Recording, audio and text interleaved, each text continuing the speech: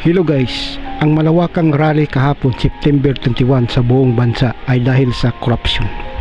Hindi basta-basta korupsyon lamang ito, kundi malawakang sabuatan na nakawan sa kaban ng bayan. Hindi lamang po miyembro ng Kongreso ang dapat malagot dito, kundi pati ang opisina ng Presidente.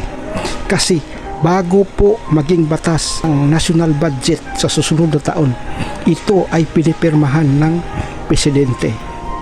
So, bago pumirma ang Presidente, ipinapalagay na binasa niya ito at alam niya ang nakasulat sa nasabing proposed national budget. Napakatanga mo namang Presidente kung pipirma ka sa isang dokumento na hindi mo alam ang nakasulat, di ba?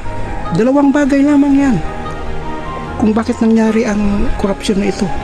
Tanga ang Presidente o kasabwat siya, dahil pwede naman niya itong hindi pipirmahan. Malawak ang sabuatan dahil kung ating pagbabasihan ang hearing sa Senado ngayon, lumalabas ng isang ghost or substandard infrastructure project ay hindi pwedeng maipalusot kapag hindi magsasabuatan ang mga sumusunod: Office of the President, DPWH, DTI, BIR, at constitutional body na kuha o komisyon nila.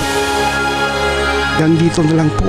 Kung nagustuhan niyo ang video ito, please like, follow, and share for more updates. Thank you.